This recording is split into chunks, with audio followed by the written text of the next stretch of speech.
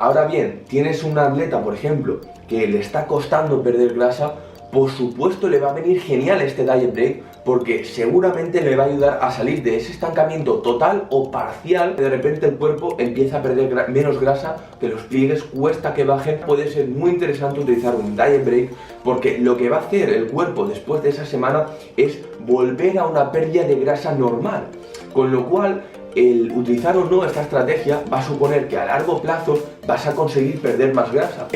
¿Entendéis lo que quiero decir? Yo ahora voy a dejar por aquí una tablita muy bonita. Muy buenas a todos, ¿qué tal? ¿Cómo estamos? Hoy estamos aquí con el nuevo vídeo para YouTube y hoy vamos a hablar acerca de la pérdida de grasa, o más en concreto de qué pasa cuando te estancas en esa pérdida de grasa. Para ello vamos a hablar de una herramienta muy conocida, Diet Break, por lo menos en el mundo de competición es bastante conocida para la gente que hace bien las cosas. Y claro, para empezar me gustaría poner un ejemplo que yo siempre pongo, ¿vale? De por qué a veces te cuesta más perder grasa. Para entender esto, siempre digo, ¿no? Una escena que me hace mucha gracia, la que se avecina. Y a mí el lío... no, Historia de un espetero. En la cual Raluca le dice a Fermín que, claro, ella perdió ya 10-20 kilos. Y el Fermín dice que, claro, 10-20 kilos es como si le quitas el espejo retrovisor a una furgoneta. Quiero decir, en comparación, pues no es gran cosa, ¿sabes? Sigue pesando una barbaridad. Este ejemplo me gusta ponerlo para explicar por qué a veces perder 10 kilos de grasa puede suponer algo súper fácil, pero a veces perder 3 kilos de grasa puede costar mucho. ¿Por qué? Si tú tienes 50 kilos de grasa en tu cuerpo y pierdes 10 kilos de grasa, va a ser una quinta parte. Va a ser algo mínimamente estresante, por supuesto, pero no va a ser tan estresante como a lo mejor si te quedan, vamos a poner un ejemplo extremo, 6 kilos de grasa en tu cuerpo y pierdes 3. Obviamente esos 3 kilos te va a costar pico y pala quitártelos, va a costar un montón. ¿Por qué? Porque en esos momentos el cuerpo está muchísimo más débil. Ahora hablaremos de todo esto, pero sobre todo, en base a números, estás perdiendo un 50% de lo que te queda de grasa total. Entendamos que el cuerpo no entiende de, quiero hacer una definición de playa. No, el cuerpo lo que entiende es de garantizar la propia supervivencia del individuo. Con lo cual, cada vez que vas bajando más y más de grasa, lo que pasa es que tu cuerpo cada vez va como, es más propenso a sacar esos mecanismos de defensa, esos mecanismos de supervivencia, que lo que van a hacer es que a ti te cueste más dormir, o que te despiertes de noche, o por ejemplo tener mayor sensación de hambre. ¿Por qué? Porque básicamente las hormonas de la saciedad te las fumas un poco, ¿vale? Y eso lo que va a hacer es que tú tengas más ganas de abandonar esa preparación. Es como que, está mal decirlo, pero es como si te torturaran, ¿no?, entre muchas comillas, el cuerpo para que tú abandones esa dieta. Durante una preparación van a haber momentos de altibajo, van a haber momentos donde te vas a encontrar muy bien, momentos donde te vas a encontrar muy mal, momentos donde vas a perder grasa de manera muy fácil y momentos donde te va a costar más esa pérdida de grasa. A medida que tú avanzas en la definición, el estrés, la hormona del estrés, cortisol, va a ser mucho más elevada y eso te va, digamos, a fatigar muchísimo más en tu día a día. Entonces eso es una cosa que hay que intentar minimizar lo máximo posible. Esta herramienta Diet Break es para momentos puntuales, pero esta herramienta no es mágica. Si tú, por ejemplo, no duermes suficiente todos los días, lo que va a pasar es que básicamente vas a ir con una fatiga muy grande, mucho más grande de lo que deberías tener. Yo te hablo de que, bueno, un poco más de estrés, pues tienes que estar cada vez un poquito más fatigado en tu día a día, cada vez. Pues si tú eres natural y no tienes un apoyo exógeno, digamos, que tu apoyo es únicamente endógeno a nivel hormonal, ¿no? Digamos que tú tienes que cuidar tu sistema. Si tú, por ejemplo, no duermes bien, si tú, por ejemplo, comes poco, obviamente tu sistema hormonal va a estar destruido. Y un diet break, pues no tiene tampoco mucho sentido, porque una semanita para arreglar un destrozo, no. Yo ahora voy a dejar por aquí una tablita muy bonita y claro, yo os estoy pegando esta chapa, esta pedazo de chapa, para que vosotros entendáis el contexto y sepáis cuándo utilizar y más o menos os guiéis con la tabla, pero que no la utilicéis como si fuera aquí el santo grial para perder grasa corporal. Entonces, más o menos cuando estás a un porcentaje de grasa elevado, ¿vale?, por encima de un 15% de grasa, yo os diría que te puedes permitir hacer un diet break cada 10-12 semanas. Esto viene a ser cada 3 meses, por ejemplo.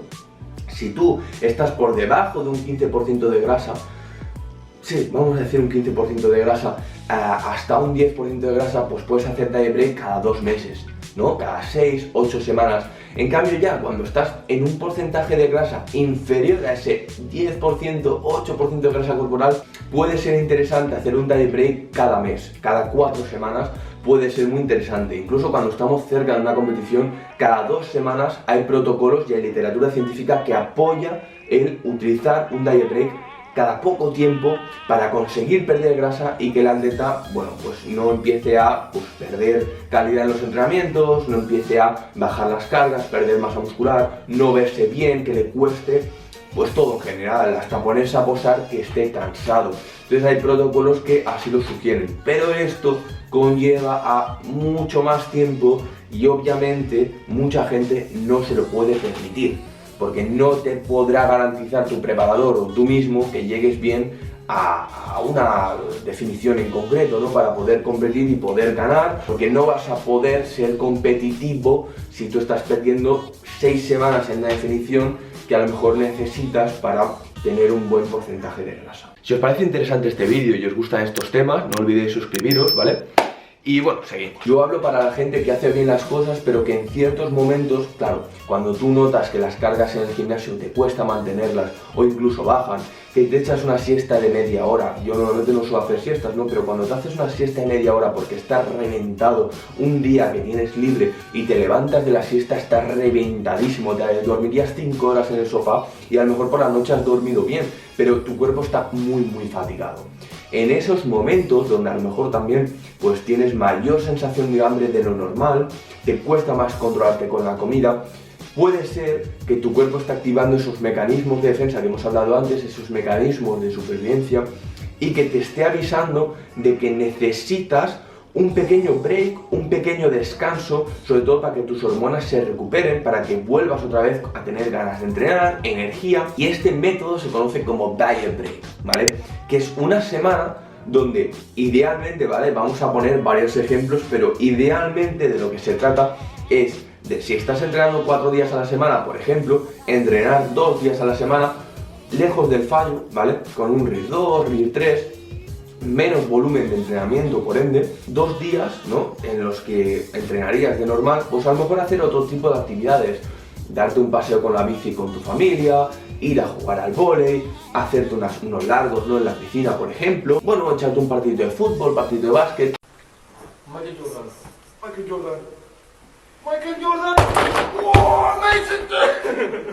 Son actividades que te lo vas a pasar bien, te va a ayudar a desconectar y no va a fatigar tanto a tu cuerpo como a lo mejor un entrenamiento al fallo en el gimnasio, ¿vale? Que no digo que siempre haya que llegar al fallo, pero bueno, como a la gente siempre le gusta sacar las cosas de contexto, yo lo digo, ¿vale? Entonces lo que se hace con el entrenamiento es disminuir un poquito la fatiga, un poquito el estrés, digamos, desconectar un poquito del día a día, pues estás trabajando, estudiando, la dieta, el entreno, tal, no sales de ese bucle, intentar desconectar. Y por la parte, que eso es muy importante, y por la parte de nutrición, lo que vamos a hacer es también disminuir el estrés que estamos dando al cuerpo, aumentando las calorías a un mantenimiento. Es decir, si tú estás en un déficit de 300, 500 calorías, lo que vamos a hacer es subir un poquito la comida para llegar a esa normocalórica e intentar que el cuerpo esté en un ambiente de menos estrés, menos fatiga, hay un poquito más de comida, nos vamos llenando un poquito más la tripa, que a lo mejor teníamos un poquito más de hambre.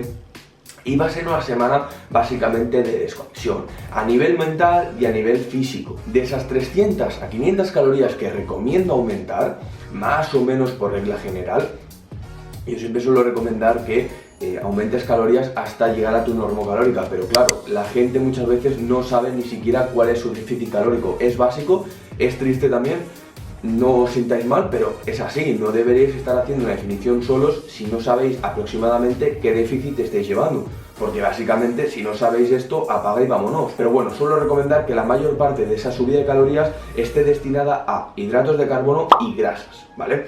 Incluso en algunos puntos suelo recomendar bajar un poco la proteína y aumentar sobre todo hidratos y grasas. Las grasas en ese momento nos van a ayudar un montón a recuperar la normalidad de nuestro entorno hormonal, con lo cual es súper importante prestar atención a eso. Yo suelo recomendar que, a poder ser, en el mejor de los casos, las grasas estén esa semana entre 0,8 a 1 gramo por kilo de peso corporal, porque de verdad marca la diferencia. Los hidratos de carbono, por regla general, en un atleta natural que hace bien las cosas, deberían estar siempre altos. Entonces, con aumentarlos un poquito más sería suficiente, ¿vale? Pero yo suelo recomendar eso, un 40% destinado a hidratos de carbono y un 50-60% destinado a grasas. Este protocolo se puede realizar durante 1 o 2 semanas. Hay que tener en cuenta una cosa: yo suelo recomendar intentar no tener que llegar a utilizar ese diet break, o si lo necesitas, que sea 1 o 2 veces en una preparación, porque te va a quitar tiempo. Al final, tú lo que quieres, sea para competir, siempre lo digo, o sea para una sesión de fotos, es llegar en el mejor punto posible. Entonces, si tú pierdes 1 semana o 2 semanas cada vez que haces un diet break, esto lo que va a hacer es que va a retrasar mucho más tu definición. No vas a poder decir, pues tengo 10 semanas, pues mira, pues 2 de diet break aquí, 2 de diet break allá. No, porque entonces te quedan 6 semanas solamente de definición si utilizas 4 para diet break. Entonces esto es importante. Esto para una sesión de fotos, no para, a lo mejor, si vas a competir. Si vas a competir 10-12 meses vas a tener que estar en preparación, lo más seguro, ¿eh? Ya aviso, porque ha dicho 6 semanas, no, que escuchamos lo que queremos escuchar. Debéis entender en qué contexto se debe utilizar y en qué contexto no. Si tú tienes un atleta que está perfecto, ¿para qué le vas a poner un diet break? Quiero decir, no le va a servir de nada. Ahora bien, tienes un atleta, por ejemplo, que le está costando perder grasa, por supuesto le va a venir genial este diet break, porque seguramente le va a ayudar a salir de ese estancamiento total o parcial. De repente el cuerpo empieza a perder menos grasa, que los pliegues cuesta que bajen. Puede ser muy interesante utilizar un diet break, porque lo que va a hacer el cuerpo después de esa semana es volver a una pérdida de grasa normal. Con lo cual, el utilizar o no esta estrategia va a suponer que a largo plazo vas a conseguir perder más grasa. Por eso es muy interesante. Claro, para poder utilizar este protocolo de manera más exacta, fuera de tener un preparador, debes medir tu porcentaje de grasa, o bien con glicometría, que es difícil de hacer, porque ya te digo que normalmente la gente no sabe coger bien los pliegues, no sabe ni dónde cogerlos, pero también está el tema de las básculas. Hay básculas, hay tanitas, digamos, que funciona muy bien. Yo, por ejemplo, cuando me hago glicometría y uso la tanita, los números son bastante similares, con lo cual sé que esa tanita me está dando valores que son correctos. Porque, por ejemplo, yo tenía una tanita en mi gimnasio que me decía que a un punto de competición estaba un 15% de grasa. Y claro, yo digo, vamos a ver, a un punto de competición no puedo estar a un 15% de grasa. Ahora me dirás, no, es que ese porcentaje de grasa es otro, no sé qué. Bueno, para lo que la gente entiende como un 15% de grasa, la mayoría de personas, un 15% de grasa no es un porcentaje de competición. ¿Vale? A mí, cuando me dicen un porcentaje de competición, estamos hablando de un 4 o 6% para un men's physique, o un 2 o un 4% en un culturista, ¿vale? Entonces, si me dices un 15% y a mi colega le dices que está un 12 cuando está más tapado que yo, obviamente aquí hay cosas que no cuadran. Entonces, o te subes a los 5 minutos y te da un resultado totalmente diferente. Una cosa es que te dé un baremo, ¿vale? Estás entre un 10 y un 11% de grasa, y otra cosa es que te diga que estás entre un 15 y un 40. Pues, hijo mío, hay algo ahí que no funciona. Eso es lo que pasa muchas veces con la tanita, que no te da, digamos, la realidad. Si no tienes algo para medir objetivamente la grasa, mediante a fotos o mediante a peso corporal, es muy difícil de valorar. Claro, si tú tienes mucha experiencia y eres objetivo en ese momento de la preparación, que es difícil porque hay nervios, quieres llegar bien, no te ves bien, porque muchas veces te ves descargado, y si tú te ves descargado, pues claro, no te acabas de ver en tu plenitud física, no te acabas de ver tan seco como de verdad estás, te ves mucho más pequeño, y claro, todo esto agobia. Con lo cual lo que hace es que tú no seas objetivo. Entonces, claro, no tener algo que te esté diciendo estás bajando de grasa de forma segura, claro, fíjate tú en ese momento del chaval que te dice mediante fotos que no está bajando de peso, porque lo más de grasa corporal, porque lo más seguro es que sí esté bajando de grasa corporal. Y otra cosa más que tenemos aquí, el peso. El peso, lo he dicho en vídeos anteriores, pero el peso corporal va a haber semanas donde se va a estancar. ¿Quiere decir esto que no estés perdiendo de grasa? No. Para nada. ¿Por qué? Imaginemos que la célula grasa, el adipocito, se vacía de grasa, pero se llena de agua. El peso corporal temporalmente va a ser el mismo, pero el porcentaje de grasa para nada va a ser el mismo. Con lo cual, tu porcentaje de grasa está bajando y tú eso no lo puedes medir. Entonces, decir que usas Diet Brain por eso, es que, ¿entendéis lo que quiero decir? Espero de verdad que el vídeo os haya gustado, que hayáis aprendido cuándo utilizar esta herramienta, cuándo no utilizar esta herramienta y al final intentar aumentar el nivel del culturismo natural, intentar que la gente pues salga mejor a tarima, más grande, que salga más definida y sobre todo que salga con una sonrisa en la cara y que no llegue al campeonato y esté amargado. Esto es muy importante para mí, que la gente disfrute de este deporte y nada, esto ha sido todo y nos vemos en próximos vídeos. Deja tu like.